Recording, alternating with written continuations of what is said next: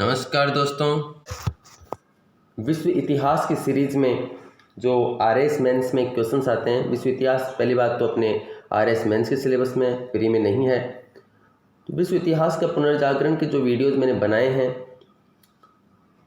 वो कंप्लीट हो चुके हैं। तो 20 शब्दों के कुछ महत्वपूर्ण प्रश्न लेकर के आया हूँ आपके लिए मैं। पहला क्वेश्चन तो यही है, पुनर्जागरण किस भाषा का शब्द है और इसका शाब्दिक अर्थ क्या है।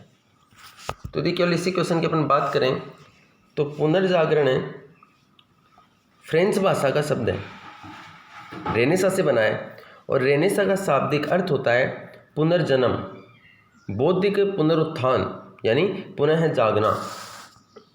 ठीक है, बौद्धिक पुनरुत्थान हुआ है, ये इसका शाब्दिक अर्थ है।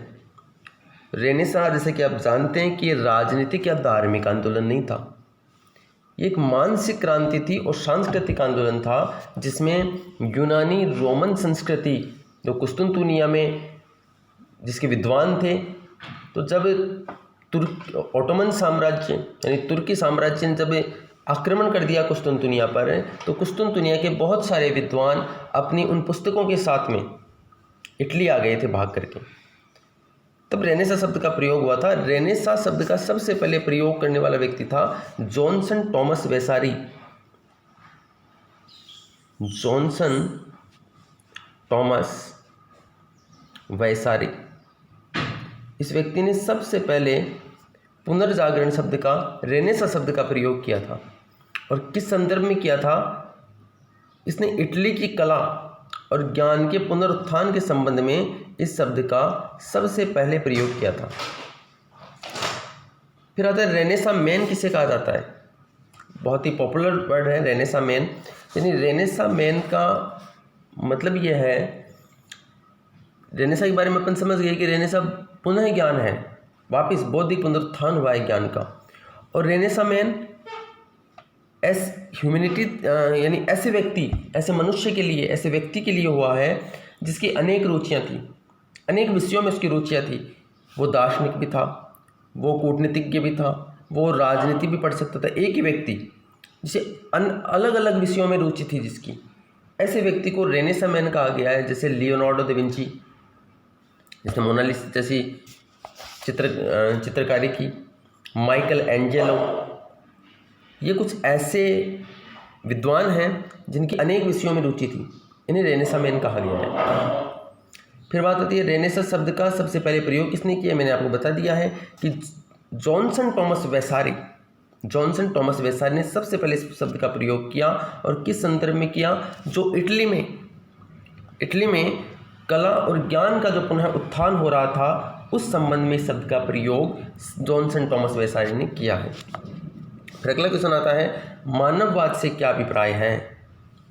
देखिए, मानववाद के लिए अंग्रेजी में वर्ड आता है ह्यूमैनिटीज।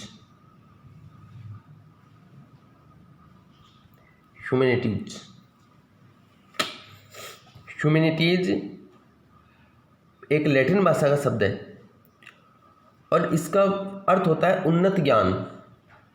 ह्यूमैनिटीज का शाब्दिक अर्थ होता है उन्नत ज्ञान, यानी मानववाद में उन्नत ज्ञान निहित है। नंबर एक बात, ज्ञान होना चाहिए उसमें। ज्ञान भी कैसा?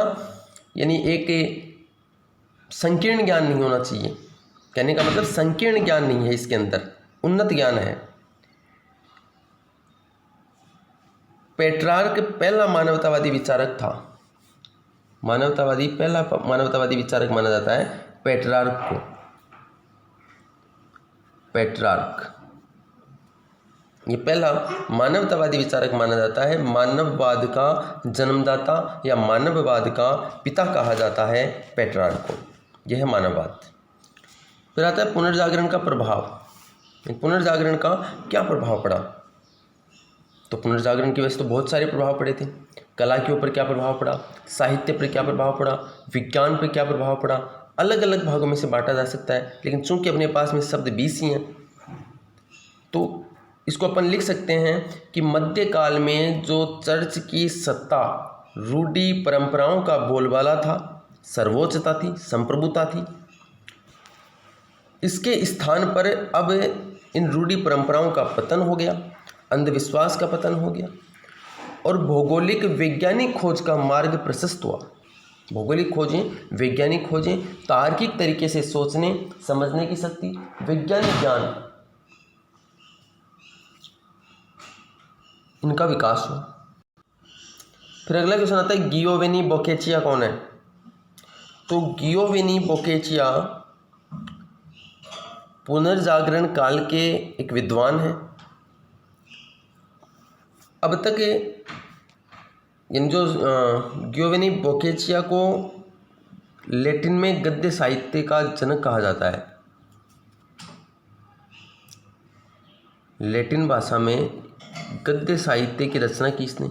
लैटिन भाषा गियोवेनी बोकेचिया ने गद्य में साहित्य लिखे, तो इसे लैटिन गद्य साहित्य का जनक कहा जाता है। गियोवेनी बोकेचिया की एक बुक है डोकेमेरान। डोकेमेरान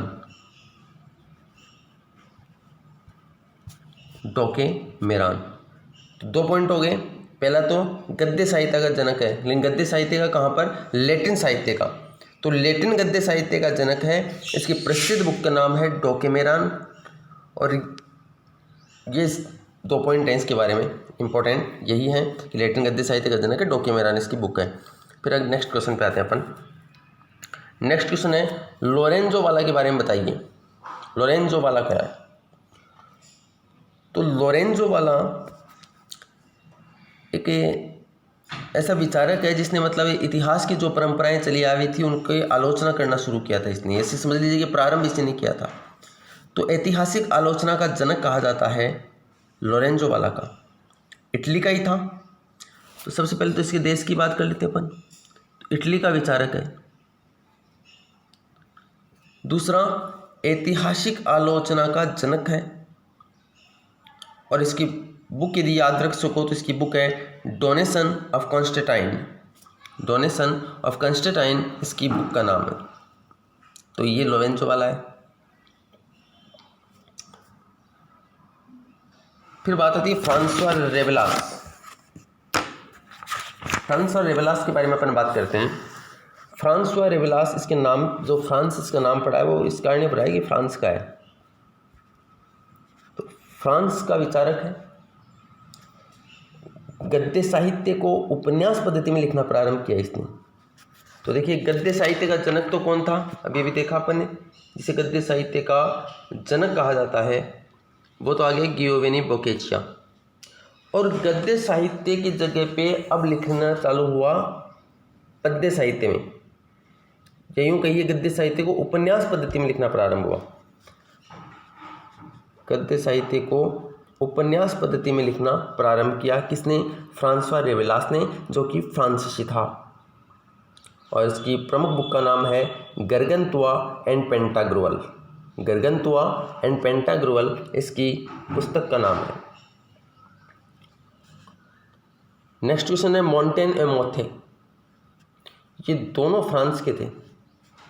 मोंटेन और मोथे दोनों फ्रांस के हैं। निबंधकार थे। इन्होंने विभिन्न विषयों पर निबंध लिखे हैं, यानी राजनीति के ऊपर भी लिखे हैं, देशभक्ति के ऊपर लिखे हैं, प्रेम प्यार रोमांच के ऊपर भी इन्होंने निबंध लिखे हैं। तो निबंधकार हैं मोंटेन मोथे, निबंधकार हैं, फ्रांस के हैं।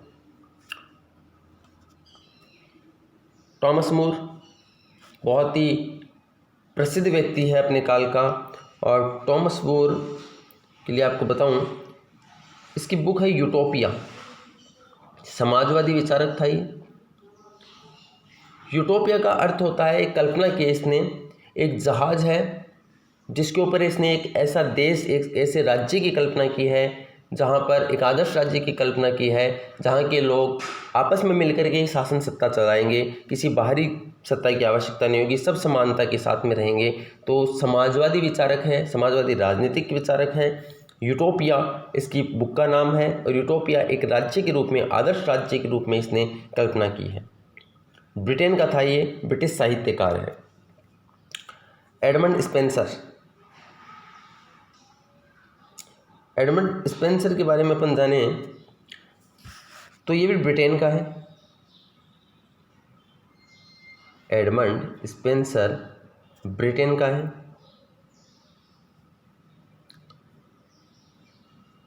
इसकी बुक का नाम है फेरी क्वीन,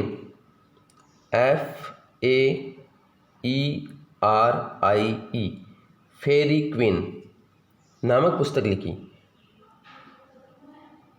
और इस कहानी का नायक है प्रिंस ऑर्थर।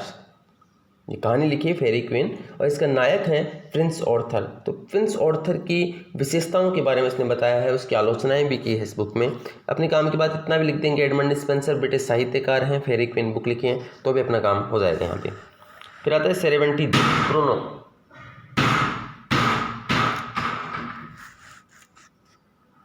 ब्रूनो इटली का है। ब्रूनो इटली का विचारक है, खगोल शास्त्री था ये।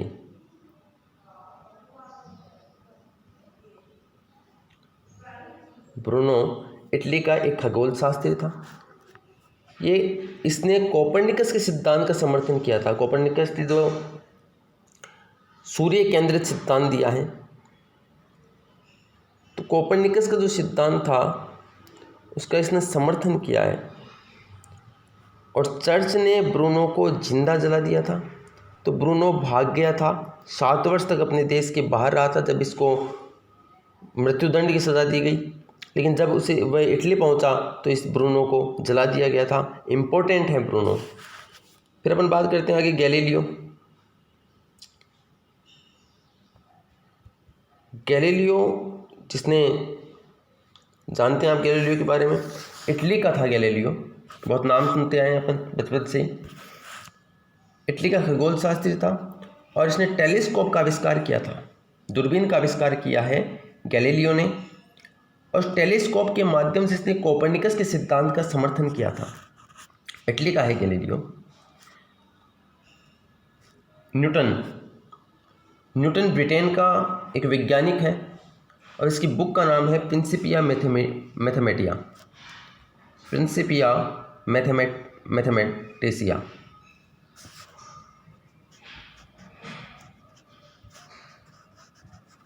प्रिंसिपिया, आपको ये आंसर लिखे हुए भी मिल जाएंगे, टाइम फ्रेम लगेगा, या तो वैकेंसी आएगी उसके बाद, अभी नहीं मिल पाएंगे। अभी क्वेश्चन बना रहा हूँ, वीडियोस बना रहा हूँ स्टैटिक पार्ट के, लेकिन इनके क्वेश्चंस लिखे हुए आंसर आपको मिल जाएंगे बहुत ही बढ़िया मेथड में। तो प्रिंसिपिया मैथमेटिसिया इसकी प्रसिद्ध बुक है। इसमें 2 सिद्धांत दिए इसने, एक तो गुरुत्वाकर्षण का सिद्धांत दिया है और एक गति का नियम दिया है। फिर आगे चलते हैं अपन। रेने देकार्ते एक गणितज्ञ है, मैथमेटिशियन है, फ्रांस का है रेने देकार्ते। फ्रांसीसी दार्शनिक है, गणितज्ञ है। इसने बीजगणित का प्रयोग ज्यामिति में करना बताया। फ्रांस का है, नंबर 1 बात क्या है, मैन तो ये गणितज्ञ है और साथ साथ में दार्शनिक भी हैं। फिलोसॉफी में एक पूरा पार्ट होता है देकार्ते का, सॉरी। तो गणितज्ञ हैं, दार्शनिक हैं, फ्रांस का विचारक है और इसने बीजगणित के प्रयोग को ज्यामिति में करना बताया है। नेक्स्ट क्वेश्चन, स्टेविनस एक वैज्ञानिक है, हॉलैंड का वैज्ञानिक है और इसने दशमलव प्रणाली का प्रयोग नापतोल में करना सिखाया है। मुद्रा नापतोल में दशमलव प्रणाली का प्रयोग करना सिखाया है स्टेविनस ने। हॉलैंड का है, डच वैज्ञानिक है स्टेविनस। विलियम गिलबर्ट बहुत ही इम्पोर्टेंट है। गिलबर्ट ने चुंबकत्व का सिद्धांत दिया था और ये चुंबकत्व का सिद्धांत भी गुरुत्वाकर्षण सिद्धांत से जोड़ करके कोपरनिकस के सिद्धांत को सिद्ध करने में बहुत काम आया था। तो विलियम गिलबर्ट इम्पोर्टेंट नाम है, चुंबकत्व सिद्धांत दिया था इसने, ब्रिटिश वैज्ञानिक था। फिर नाम आता है हेलमोंट हॉलैंड का वैज्ञानिक है। इसने O2 जो गैस है, ऑक्सीजन गैस की खोज हेलमोंट ने ही की थी। हेलमोंट पुनर्जागरणकालीन हॉलैंड का वैज्ञानिक था। इसने गैस शब्द का आविष्कार किया, पहली बार गैस शब्द का प्रयोग इसने किया और ऑक्सीजन गैस की खोज भी हेलमोंट ने ही की है। फिर नाम आता है पैसेडियम हॉलैंड का वैज्ञानिक है। इसने मानव शरीर का अध्ययन किया। कई बार ऐसे भी क्वेश्चन आते हैं, इटली के वैज्ञानिकों के नाम बताइए, केवल नाम और उसके आगे क्या किया उसने थोड़ा सा बता दीजिए। ब्रिटेन के प्रमुख वैज्ञानिकों का नाम बताइए, ब्रिटेन के 3 वैज्ञानिकों का नाम बताइए, 4 वैज्ञानिकों का नाम बताइए। तो एक जगह पे आप लिख भी सकते हैं कि ये हॉलैंड के हैं, हेलमोंट पैसेडियम ने मानव शरीर का अध्ययन किया था, मानव शरीर की संरचना का अध्ययन किया है। फिर आता है विलियम हॉर्वे ने रक्त परिसंचरण तंत्र की खोज की है। जो ब्लड सर्कुलेशन होता है अपनी बॉडी में, ये ब्लड सर्कुलेशन के बारे में बताने वाला वैज्ञानिक विलियम हॉर्वे है। विलियम हॉर्वे इंग्लैंड का वैज्ञानिक था। फिर आता है जोहान नेपियर, ये स्कॉटलैंड का वैज्ञानिक है। जोहान नेपियर, जो लॉग टेबल आती है मैथ्स में, जो चिन्ह आते हैं प्लस माइनस, प्लस का माइनस का गुणा भाग, या जैसे कोष्टक आ गया या मजला कोष्टक जिसको बोलते हैं, ये जो गणित के चिन्ह हैं इनको रेनेसां काल में लोकप्रिय बनाया है जोहान नेपियर ने। स्कॉटलैंड का था ये। जोहान नेपियर ने ये गणित के लिए चिन्ह दिए हैं। पेंडुलम का सिद्धांत भी रेनेसां काल की देन है, और इस पेंडुलम के सिद्धांत के आधार पर ही दीवार घड़ी बनाई गई है। तो दीवार घड़ी इस पेंडुलम सिद्धांत के आधार पर बनाई गई है, यानी जोहान नेपियर के सिद्धांत के आधार पर ही दीवार घड़ी का आविष्कार हुआ था। घड़ी का आविष्कारक और कोई है, लेकिन इसने जो पेंडुलम की पद्धति दी थी उसी के आधार पर दीवार घड़ी बनी है। फिर अगला क्वेश्चन है लियोनार्डो दा विंची। इसका नाम तो आपने सुना ही होगा, इसका नहीं सुना तो मोनालिसा का जरूर सुना होगा। और राजस्थान की जो किशनगढ़ शैली की चित्रकला है, जिसका प्रसिद्ध चित्र है बनी ठनी, उसे भी भारत की मोनालिसा कहा जाता है। तो इतना महत्वपूर्ण चित्रकार था। लियोनार्डो मेन तो इटली का था, और जैसे अपने यहाँ पे गाँव के नाम पर नेताजी का नाम पड़ जाता है, जैसे महादेव सिंह खंडेला, तो वैसे ही लियोनार्डो दा विंची क्या है कि विंची गांव है इसका।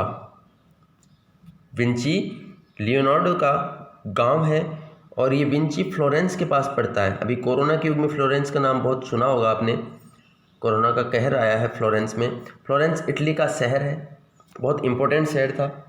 पुनर्जागरण काल में बहुत बड़ा योगदान रहा है फ्लोरेंस का, बहुत सारे विद्वान निकले हैं फ्लोरेंस से। तो इसके पास में एक गांव था विंची, तो वहाँ का ये लियोनार्डो था। ये एक चित्रकार था, और इसके प्रमुख चित्रों के नाम हैं मोनालिसा, लास्ट सुपर, ये तो आप याद कर ही लेना, ये बड़े 50 शब्दों का क्वेश्चन भी आता है लियोनार्डो दा विंची पे, आपको बताऊं मैं। Mona Lisa, last supper not super, last supper, और वर्जिन ऑफ द रॉक्स, ये 3 इसकी महत्वपूर्ण बुक हैं। मैं फिर रिपीट कर देता हूँ, मोनालिसा, लास्ट सपर और virgin of the rocks. Virgin and child with Saint Anne, ये क्या है, मतलब एक ऐसा चित्र है जिसमें प्रभु यीशु को उनकी माँ की गोद में दिखाया गया है। अगला question virgin of the rock, विश्व प्रसिद्ध चित्र है ये, और लियोनार्डो दा विंची ने बनाया है, अभी नाम बताया मैंने। तो ऐसे भी क्वेश्चन पूछ लेता, डायरेक्ट मोनालिसा दे दिया। तो वर्जिन ऑफ द रॉक का है, तो पहली लाइन यही होगी कि पुनर्जागरण काल में लियोनार्डो दा विंची द्वारा बनाया गया चित्र है। इस चित्र में वर्जिन मेरी, यानी जो मदर मेरी है, वर्जिन मेरी को ईसा के साथ चट्टानों के बीच खेलते हुए दिखाया गया है। और virgin and the child with Saint Anne, इसमें क्या दिखाया गया है, देखिए वर्जिन ऑफ द रॉक भी लियोनार्डो की बुक है, लियोनार्डो का चित्र है, और virgin and the child with Saint Anne, ये भी लियोनार्डो का चित्र है। Virgin and the child with Saint Anne, इसमें मदर मेरी को इत्र जो यीशु है, यीशु को ऐसे चित्र में दिखाया गया है कि वो माँ की गोद में है, सेंट एन के साथ दिखाया गया है। अगला क्वेश्चन है, वह कौन सा वैज्ञानिक था जिसने कोपरनिकस के सिद्धांत की गणितीय पुष्टि की और अपना सिद्धांत दिया। क्वेश्चन वापस सुन लीजिए। वह कौन सा विचारक था, वैज्ञानिक था, जिसने कोपरनिकस के सिद्धांत की गणितीय पुष्टि की और अपना सिद्धांत दिया?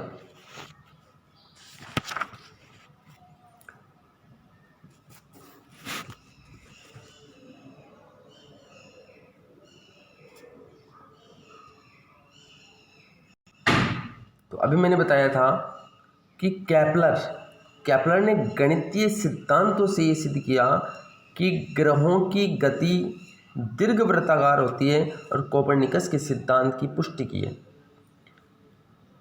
तो इसका आंसर हो जाएगा कि केपलर ने गणितीय प्रयोगों के आधार पर ग्रहों की गति का नियम बताया और कोपरनिकस के सिद्धांत को सिद्ध किया। अगला क्वेश्चन, जैसे इस टाइप के क्वेश्चन आते हैं। पुनर्जागरण कालीन इटली के 3 महान चित्रकारों और उनके चित्रों के नाम बताइए। तो जैसे अपन बात करें, एक तो राफेल है, माइकल एंजेलो है, Raphael, Michelangelo, Leonardo da Vinci, ये इटली के ही 3 चित्रकार हैं। राफेल भी इटली का एक महान चित्रकार था और इसके प्रमुख चित्र का नाम है कोलोना मेडोना और स्कूल ऑफ एथेंस। वापस सुन लीजिए, राफेल की बुक के राफेल जो है उसके 2 प्रसिद्ध चित्र हैं, कोलोना मेडोना और school of Athens. Michelangelo, इसके चित्र का नाम है द लास्ट जजमेंट और फॉल ऑफ मैन।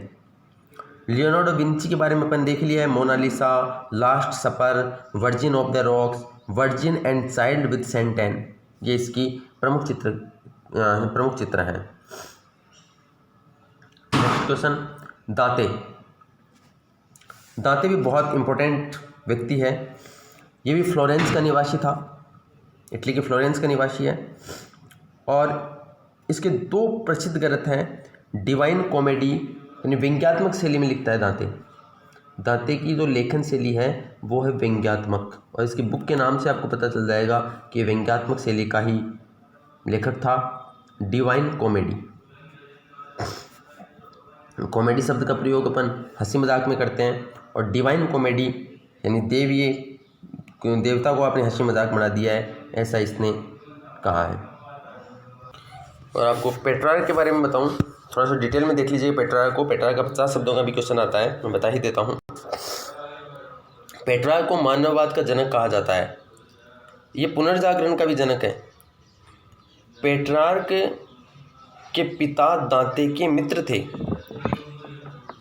और पेट्रार्क ने जो ग्रंथ लिखे हैं उनमें एप्रिय नामक एक लंबा गीत लिखा है, एप्रिय, अंग्रेजी में ये नाम है, ये जिसने अपनी लोकल भाषा में लिखा है और एप्रिय ही शब्द आता है। और सोनेट्स टू लोरा नाम की कविता लिखी है, सोनेट्स टू लोरा। ये कुछ पेट्रार्क के बारे में है, इम्पोर्टेंट है क्योंकि पुनर्जागरण का जनक है पेट्रार्क, तो ये इम्पोर्टेंट है। ठीक है, आज के लिए इतने क्वेश्चंस थे। ठीक है, थैंक्स।